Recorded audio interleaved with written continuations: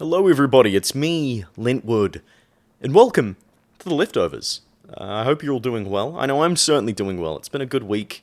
Work has been a bit stressful in my real life, but you know, the new Breakpoint video, it's recently broken 1,000 views. Thank you for that. I wasn't expecting to get that many views. Because I think I spoke about it in the last one. You know, I'm not getting as many views as I used to, and you know, normally now there's a pretty consistent group of around 100 to 300 people that will watch the video, and I quite like that. You know, it's pretty cool. Like, it's not, you know, I would love to get more views, and I want to get more views. I want to keep making content that can reach a wide audience and entertain a wide audience. But I certainly do appreciate that, you know, a consistent group of people are always watching, and, you know, the fact that it broke 1,000 views is kind of crazy. You know, it's really cool to see, and, you know, that just does go to show that people are still interested in Breakpoint and Wildlands, and overall kind of Tom Clancy and Ubisoft games as a whole. And that's actually what I wanted to talk about. I actually first initially tried to record this video while I was still editing the Breakpoint video, like 2 weeks ago. And I ended up stopping, because I think I waffled for 2 minutes, because I was I was checking something on my phone, and I just completely lost track of what I was doing.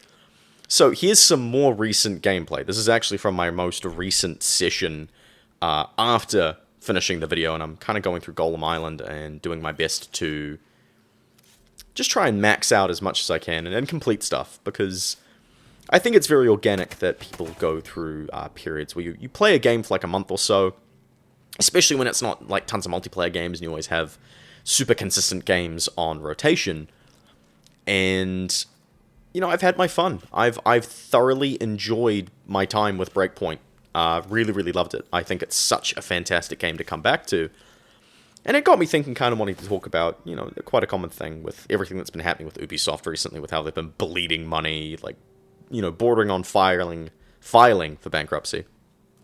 And just kind of the wide consensus of Ubisoft and their games. And particularly with a focus on Far Cry and Tom Clancy, because that's, you know, that's my main experience with Ubisoft, but it's kind of undisputed that they are the undisputed kings and queens and non-binary rulers of the 7 out of 10. The kind of, the comfort trash. As Nakey Jakey put it, sometimes you want Pizza Hut. And I think that's what it is. I think Ubisoft is really, really good, and the teams, well, no, not Ubisoft the company, the people who work at Ubisoft, who make the games, who put the blood, sweat, and tears into a product, even if, you know, it might not always be the greatest, it's fun.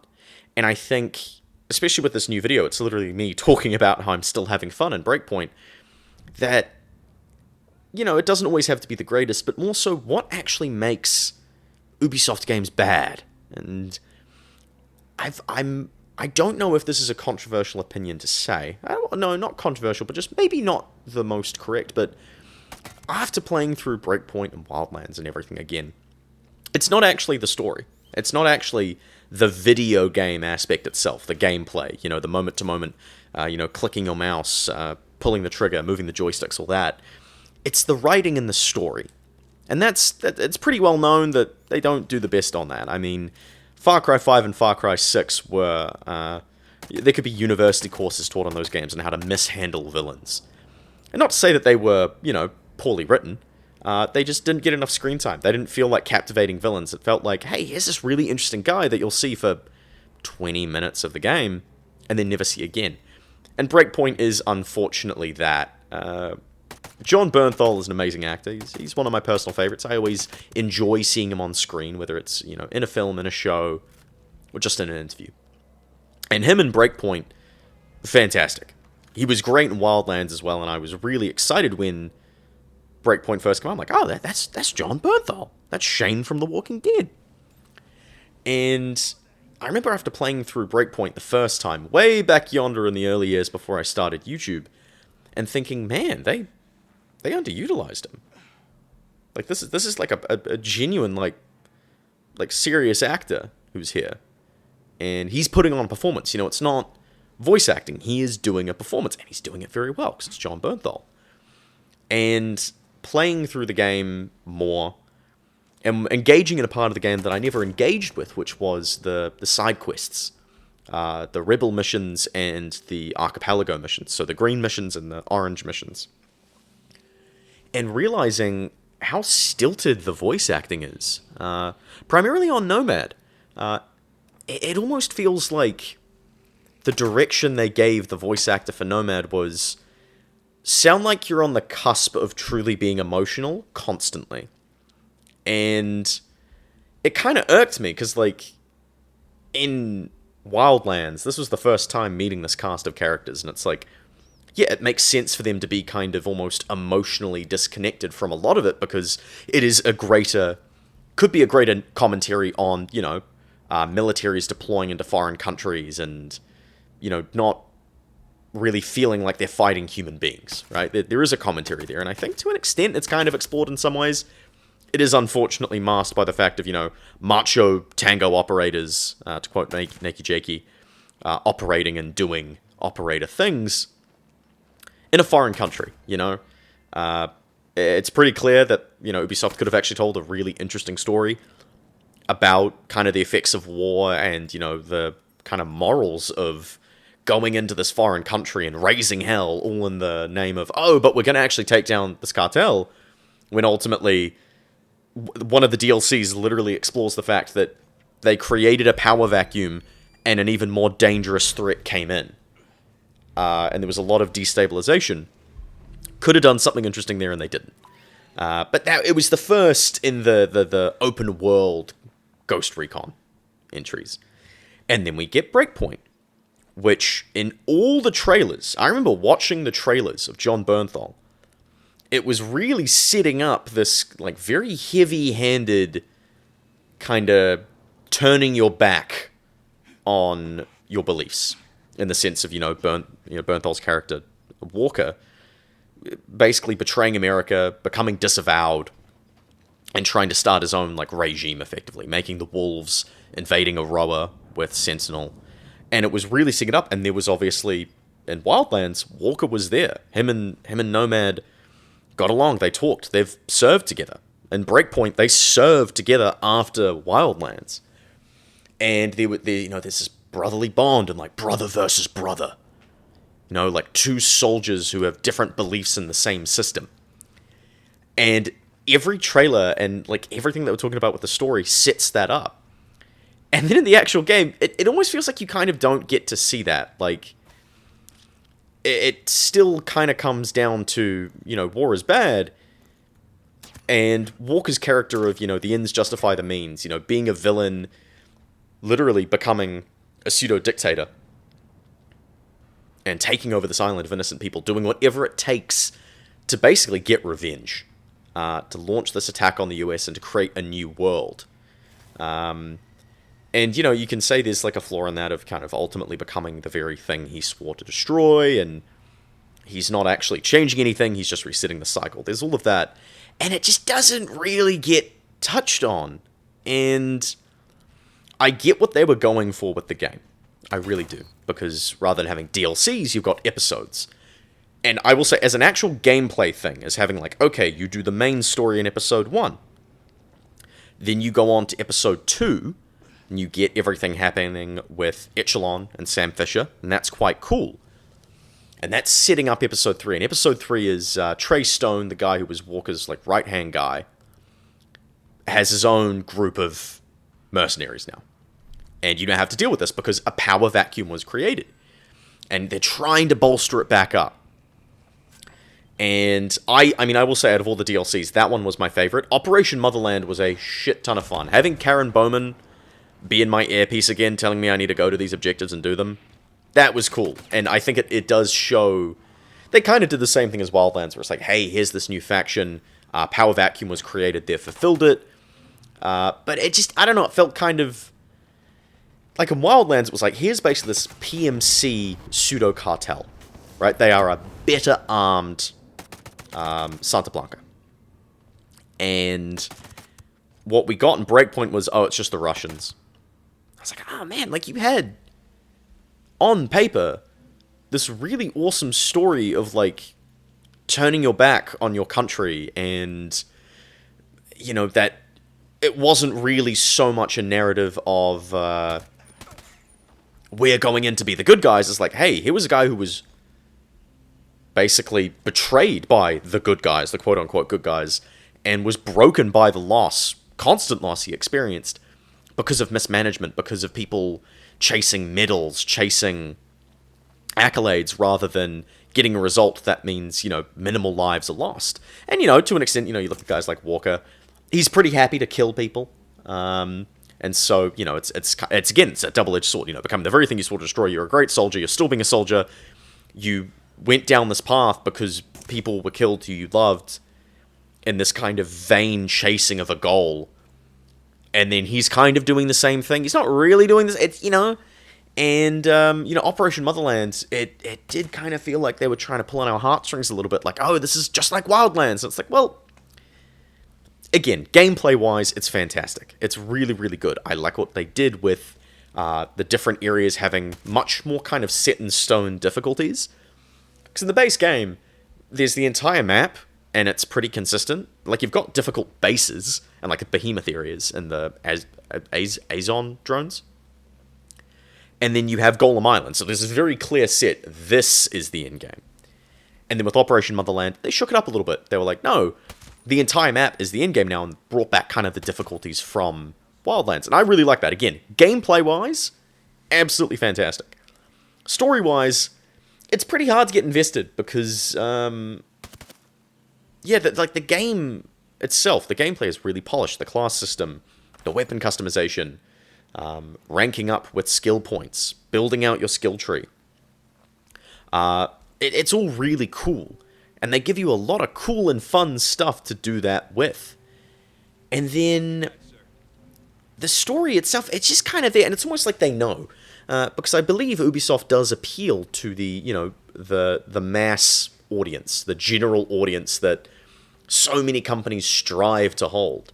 Because they've kind of built their ethos, is that the word? The kind of core of their design around that, because the gameplay is really solid. It's really, really solid.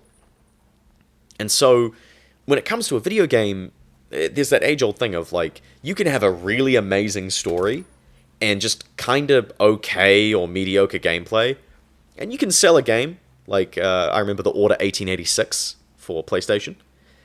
And that was the whole thing. That game was quite literally the beginning of the real interactive movie era. Naughty Dog and Rockstar were already kind of doing it, and I think that game kind of opened Pandora's box in that regard.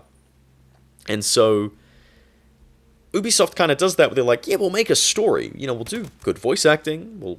Really enticing on paper. But then when it actually comes to the execution, it's just kind of half-baked. And, Far Cry 5 was like that. I think there was a seriously interesting story to tell. And I remember when the game first came out, it was right after Trump got into office, and everyone was like, well, you're making a Far Cry set in America. This is kind of a really good time to make a really interesting and unique commentary on the current state of things.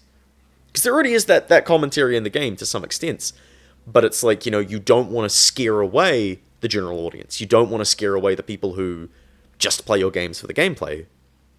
Who, pick it up on sale, maybe they're just here to have some fun, they work full-time, this is their unwinding game.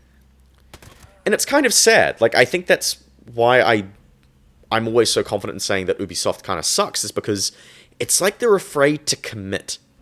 They're afraid to make something that doesn't appeal to the mass audience. And I get it, you've got shareholders, you need to make your money, you need to make your returns. You're a big company, you're a big video game company. It's about making money, turning a profit on the business side of things. I'm not going to pretend that I don't know that that's a massive part of the games industry, but I can still be upset that exists, that has to, unfortunately, kind of ruin really good things. Because the thing is, as well, as a game, Breakpoint launched pretty rough. You had no AI teammates. It was a gear shooter, like Destiny. And it had a lot of bugs, and just, again, the gameplay was solid. It was there. I mean, it was a lot more difficult, because I remember if I remember correctly, the Ghost experience parameters, that was something that got added in later. And, you know, it was very new, like, going down this route with, like, the class shooter and everything.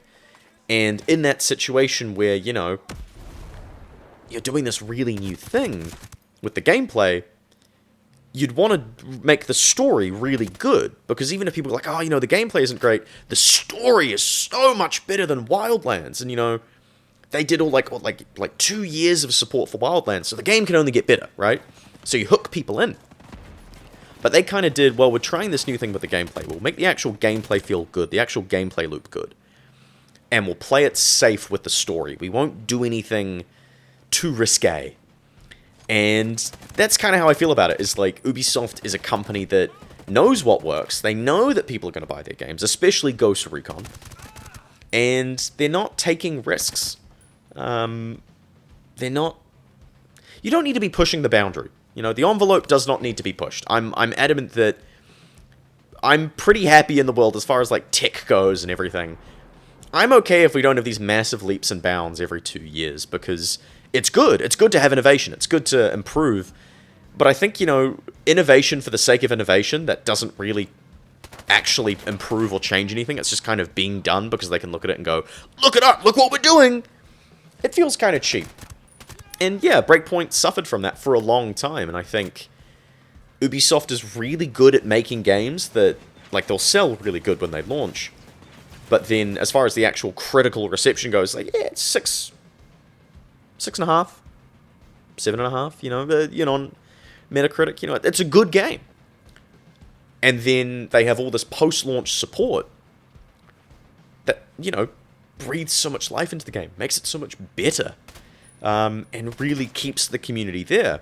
And Ubisoft is pretty good at keeping you hooked. They're pretty darn good at keeping players with eyes on their game.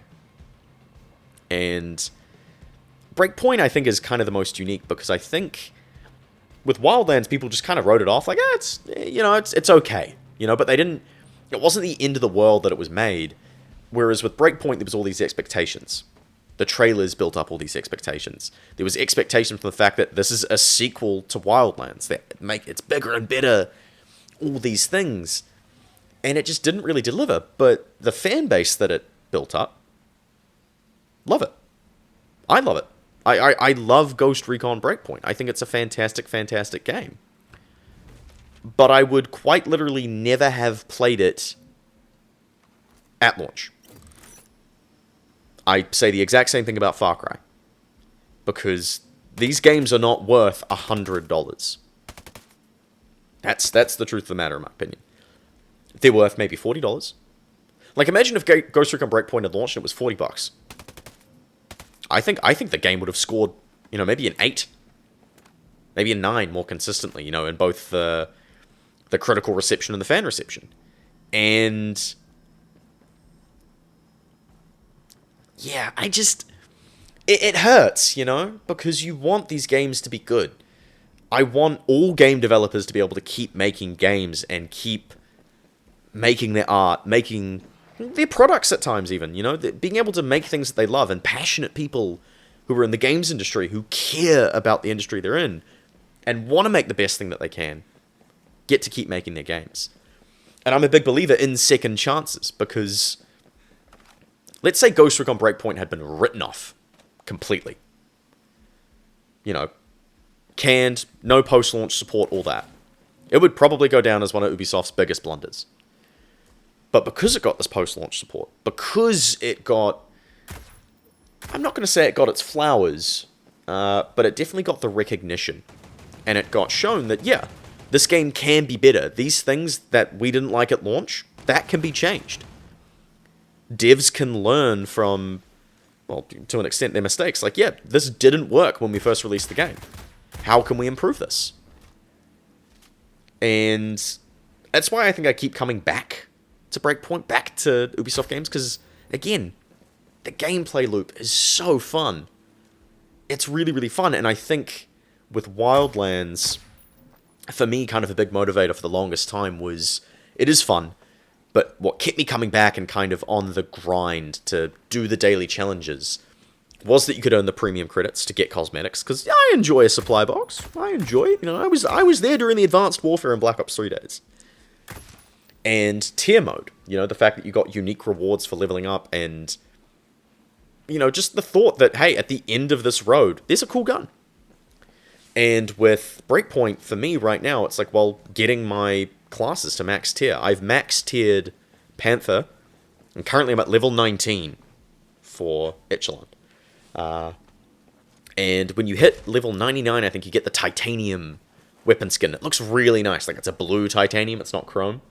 And that's what kind of keeps me coming back every now and again. Like, I do just enjoy hopping in and clearing a base that I've cleared before. It's just really satisfying.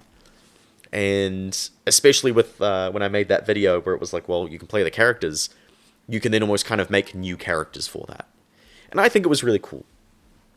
And, I think my time with Breakpoint is coming to an end. I think I'm ready to go on to the next thing now, have my fun, play that, and kind of, make a video eventually. Look at me hit these 6 shots here. But I'm also looking forward to when I come back again to Breakpoint and sink another 40 or so hours. Because it is really fun, and Ubisoft, it's got its claws in me. And, yeah, I just wanted to hop on and kind of talk about that. It's not, these videos aren't always super coherent. I don't come in with a script, I come in with an idea in my head. Like, when I'm in the shower, I'm like, oh, I should mention that. Then I get shampoo in my eye and forget it. But, if you want to leave a comment, let me know how you feel about Ghost Recon right now. The modern state of Ubisoft, because they're not in a good state. And they haven't been for a long time, and it's been showing. And, I think their most recent attempts, Assassin's Creed Shadows, and, oh god, what was the other game? The Skull and Bones. It's like, that was the straw that broke the camel's back. Because everyone always like, no, Ubisoft can come back from this. They can come back. And no, I think their golden era is long gone, but I hope that we can enter a new era with them where they kind of look at, well, we're making all these big games, we're making money, but everyone hates us. What if we made these big games and just took another year? We made the story a little better. Let's put a little bit more focus on the meaning about why this person is in this world doing this thing, and especially if we have marketed it a certain way, let's follow through on that. You can still appeal to the general consumer and satisfy some of the more niche fans. It's not easy. Lord knows, I have no experience in game design. I can't say that for a fact. I'm not going to pretend that you can and it's easy and anyone can do it. But I think you've got these amazing, amazing IPs. And just making them into kind of Destiny-esque RPG shooters that are still fun, still a good time, that no one really wants to pay full price for, that no one believes you should pay full price for. I think, it's time to reassess. It's time to look at, well, what works, what doesn't work. And I hope that Ubisoft can have something like that, and the talented teams who made these really fun, engaging, and at times beautiful games get their flowers and get to have the time they want to make a product that they're truly happy with. That the fans can love, that they can love, and everyone can enjoy for years and decades to come. And that's really all I came on here to say today. I think this is my longest video. But, yeah. I hope, before I start rambling too long, wherever you are in the world, whether you're watching, whether you're listening, whether you have me on in the background and forgotten who I am, I hope you have a great day, night, evening, afternoon, morning, wherever you are. Stay safe, stay kind, and I'll see you in the next one.